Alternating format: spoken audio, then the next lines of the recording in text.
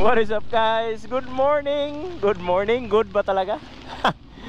Good morning sa lahat, no? It's a rainy morning. It's 11 a.m. in the morning again. Patungo po tayo sa casa, no? Sa CF Moto Cagayan de Oro. Kasi ngayong araw ko pinatawag ako ni Sir Bert at saka ni Booster D kasi warranty natin yung ating TFT na nasira dahil sa tubig, no? So yun guys, convert muna tayo ng phone. Yan. So yun guys, balik na muna tayo dito sa ating helmet na lang tayo magvi-video kasi napakalakas ng ulan, no? So hindi marinig yung cellphone natin. So walk through ko kayo guys dito sa mga available na motor dito sa may sa may CF Moto CDO, no? So hindi yan kasi hindi CF Moto brand yan. So ito guys, meron dito yung mga price list at specs, no? So syempre yung uunahin natin yung ating 450 SR, no? Ito siya. So yan guys, parallel twin cylinder. Bago po to na color, if I'm not mistaken guys.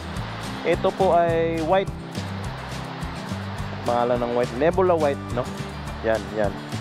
Bago yan, 2024 model po yan. Nag-release sila ng white color. So hindi po to yung SRS. So ito po yun guys. Ito yung counterpart ng ating Nebula Black na SR, no? So yan guys, meron pong available dito na 450 SR. Pero ba't natanggal to? Anong nangyari dito sa bearing na to na part? Iwan ko. Baka anong nangyari. So yan guys, napakaganda. Kung sino yung gusto yung trip yung puti, no? Napaka clean ng colorway ng puti talaga. So yung mugs niya is yung pula red orange, ewan ko nung exact color niyan, pero ganun pa man guys. Yun, available po to guys dito lamang again at magkano ba to? Yung SRP po nito is around 314 kung hindi sila nag price increase, no? 314,000 po cash yan. So wala pa pong kasamang kuwan yan, registration, no, kung kayo magka-cash, no. So bank loan, if I'm not mistaken again, yung bank nila na na-approve ito is I think BDO tsaka BPI, ewan, kasi hindi kasi yan land bank kasi yan yung galing yung kuwan yan eh. Pero good as cash na rin yan sa akin, no. Yan, almost 1 year na rin yan ngayong buwan, no. So yan. So next guys, ang next natin na hot po natin is ang kanyang kakambal. Ito po yung 450 NK. Ito po yung katabi niya. Ito yung naked version ng ating SR, no?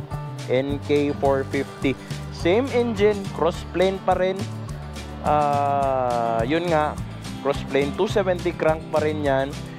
Pero naked version lang siya, no? So syempre, basta naked is way cheaper than the sports type, no? And the sports pa rin yan, sports naked and sport bike, no? Sport basta ganun na. So yan guys, nagkakalaga po to ng I think 268,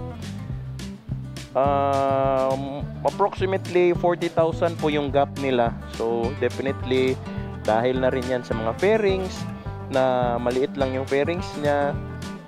Tapos so ito guys, ang specs po nito, basta naked talaga guys, mas torque, mas malakas yung torque kesa sa sport niya counterpart, no? Kasi nga arangkada yun talaga yung priority ng mga naked, no? So yan, diferensya sa 40,000 niya is yung cowling dito sa mukha, yung mga fairings dyan sa ibaba, dyan. So yan. So if you're looking for same engine but cheaper price at syempre yung comfort guys, hindi ko dapat malimutan isabihan sa inyo mas komportable talaga tong naked kumpara ninyo dyan sa sub-sub na motor ng kagaya sa atin, no? So kasi syempre handlebar niya mas mataas, mas wide, tapos hindi ka gaanong naka sub-sub talaga sa motor, no? Okay, so yan yung NK450. 277 dahil mahal. Ito 450 MT. So ito po yun. Ito po yung napaka hot cake ngayon dito sa CF Moto, no? Kakalabas lang po nitong unit na to na same engine pa rin sa ating 450 SR, kaso lang naka adventure bike type siya. Okay? When you say adventure type, yan po yung all terrain, kung saan nyo man to dalhin, kakayanin ng motor na to, guys, no? So ito pa rin yung motor na kaya ni Boss Robert sa Barilio, shout out. So ito po yung pinakabagong unit nila ngayon.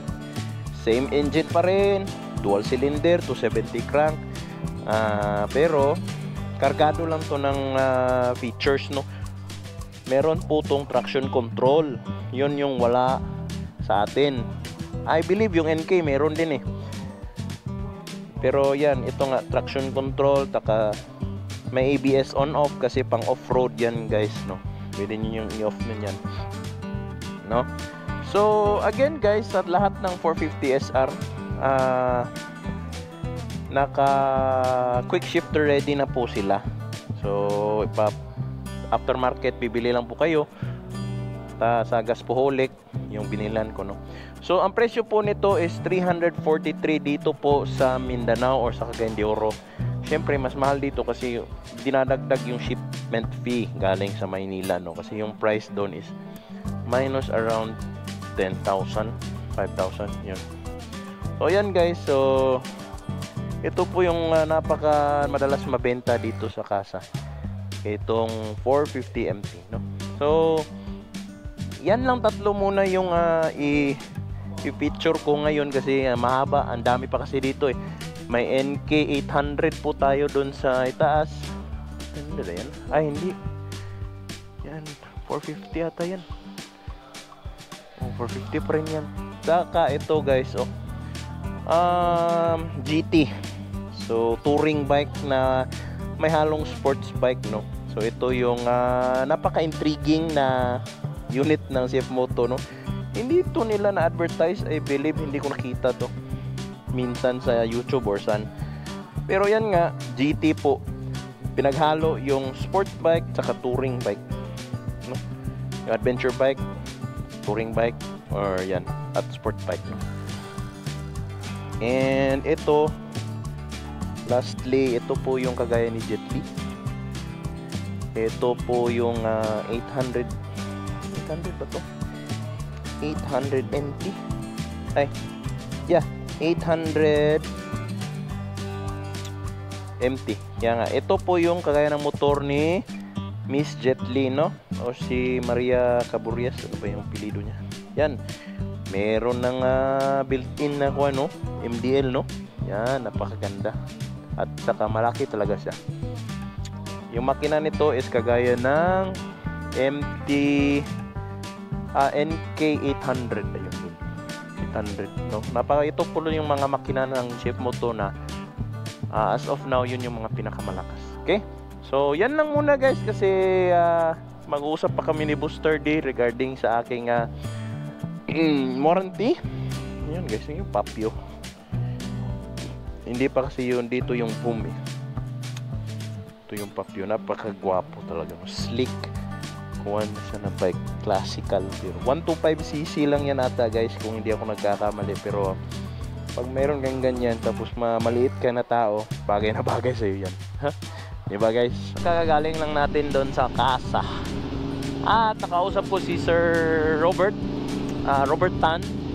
Yun nga yung isa sa mga owner ng CF Moto, no? So, Cagayan de Oro.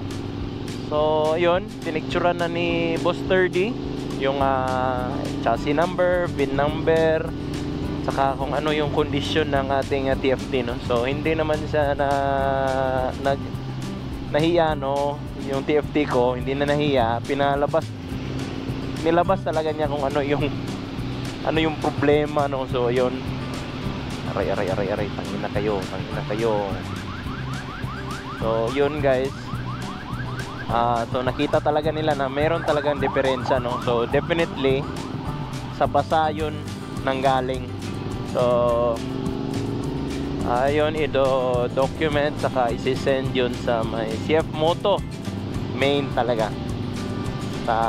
I don't know if sa CF Moto Philippines pa or sa Muna or sa China directly, pero ang sabi nila mga 1 month talaga, no? So walang problema 1 month kasi naman hindi naman siya hindrance sa akin, no? Kasi 'di ba yung main display niya is pag 5 minutes na nagiging normal siya, no? Ganyan. So wala akong problema niyan. Pwede pa akong tumagal kahit 1 month, no? Yung akin lang talaga is ayokong may sira talaga sa motor. Hindi ka pinapatulog ng mahimbing masyado, no? Nasa likod ng utak mo na may sira yung motor mo palagi, no? So nadidismaya ka baga, no? Kung alam nyo yung feeling ko, no? Nadidismaya ako na may sira yung motor ko kasi perfect na eh. Di ba, naka M1 Acra na ako. Ito na yung ultimate setup ko na gusto, no? Tapos lumagpas na ng 200, ganyan. Hindi ko pa nga natestingan yung M1 eh. Pero yun nga, yun pa man eh, yun nga, dapat talaga walang aberya sa motor ko, no? So yun lang guys, hopefully ma-process na yun. At shout out ako sa CF Moto Cagayan de Oro, ang napakabait. At abangan nyo kami guys sa Pangil Bridge sa may Tubod, Lanao del Norte. Pupunta kami dun sa opening, or kung hindi sa Sunday, no? So yun yung next vlog natin guys, abangan nyo, okay?